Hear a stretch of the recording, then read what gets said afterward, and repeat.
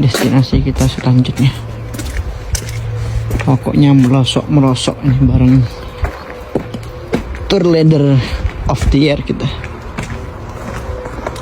Assalamualaikum warahmatullahi wabarakatuh.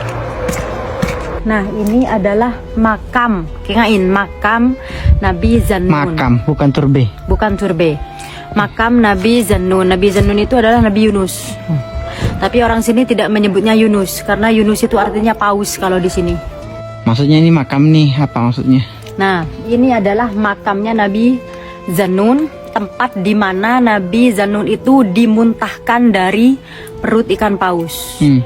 Fanabadnahu bil aroi wa huwa sakim. Kemudian kami muntahkan bil aroi di tempat yang tandus wa huwa sakim, dan dia dalam keadaan yang sakit. Nah, bil aroi itu sendiri ya, tempat yang tandus itu disebutkan adalah wilayah bernama Amit. Iya. Diyarbakir ini dulunya namanya Amit. Gitu. Iya. Nah, aro itu adalah ardun kholiyah min syajarah wan nabats wal bina. Saat itu ya. Saat itu intinya tanah yang gersang gitu. Tanah tandus, gak ada bangunan sama sekali, gak ada pohon sama sekali, gak ada tumbuhan sama sekali. Dan Yunus dalam keadaan lemah, sakit. Jadi mau minta tolong ke siapa? Orang gak ada. Bangunan gak ada, berarti kan gak ada orang. Iya. Tumbuh-tumbuhan, pohon, gak ada yang bisa dimakan, buah-buahan gak ada sama sekali. Seperti itu. Wahwa janiba Dijlah. Kenapa Dijlah ini perlu saya sampaikan? Dijlah itu bukan Tigris. Bukan. Kenapa Dijlah ini perlu saya sampaikan? Karena ini ada dua pendapat. Nabi Zannun ini ada yang mengatakan terdampar di Yaman. Iya. Nah, tapi kalau di tafsir Al-Baghawi beliau menyebut tafsir mana ya? Tafsir mana ya? Lupa tafsir mana. Nanti saya kasih tahu deh. Itu beliau menyebutnya Amit atau Aro ini, tempat yang tandus itu Janibat Dijlah. Di dekatnya Dijlah. Makanya tadi saya kan nyuruh sampean nyuteng itu. Dijlah. Nah, itu adalah dekat sini, ini namanya Dijlah. Jadi kota Dijlah. Distrik tetangga ini namanya Dijlah. Oh, distriknya. Pinggirnya Ail. Itu Dijlah. Ini masuk Ail enggak? Ini Ail. Oke. Itu Dijlah. Nah, kok bisa terdampar di sini? Nah, ada yang mengatakan bahwa Hunun itu dia berenang di lautan hijau. Jadi jalur dia berenang itu di Bahril Akhdar. Nah, Sungai Tigris ini kan termasuk airnya hijau, Ma'ul Akhdar. Berarti pausnya itu berenang di Sungai Tigris gitu. Nah, itu yang aing sangat bagong sekali ya, karena kalau di kitabnya Syafi'i Holil itu beliau mengatakan itu di daerah Fasha. Jadi sebenarnya Nabi Zannun ini dari Ninawa, beliau ini bertujuan minggat ke Tunisia, daerah Tunisia. Tapi ternyata menggok dan takdir menuliskan bahwa beliau itu harus terjun dari kapal. Akhirnya dimakan ikan gitu kan, disantap oleh ikan.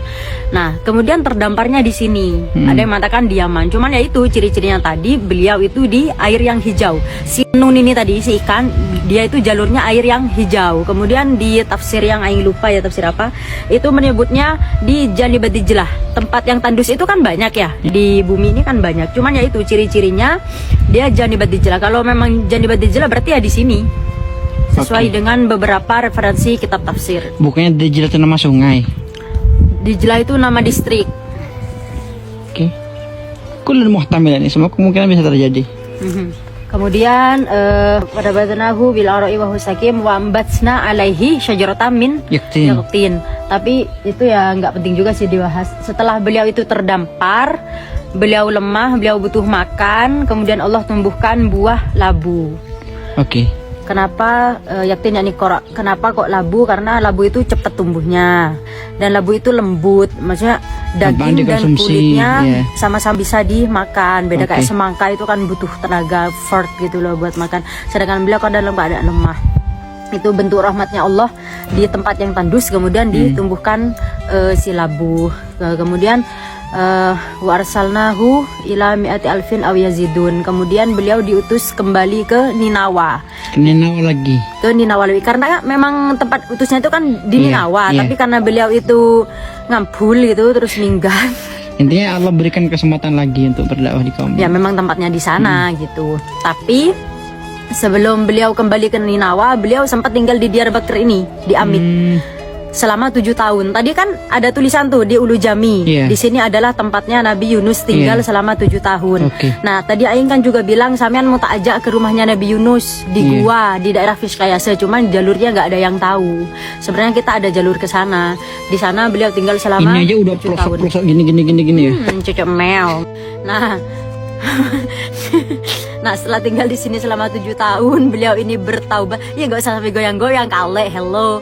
Beliau sambil di sini bertaubat ya selama 7 tahun. Beliau menyembuhkan lukanya, menyembuhkan traumanya, beliau menyembuhkan psikologisnya, karena kan ya gimana ya, sakit hati gitu loh. Iya. Berdakwah berpuluh-puluh tahun nggak ada yang manut lah, kok ini malah diperingati dengan dimakan ikan nun. Nah, dimakan ikan nun itu pun juga ada beberapa versi. Ada yang bilang cuma sehari, ada yang bilang 3 hari, ada yang bilang seminggu, ada yang bilang 20 hari, ada yang bilang 40 hari. Tapi itu kan tetap meninggalkan trauma gitu loh.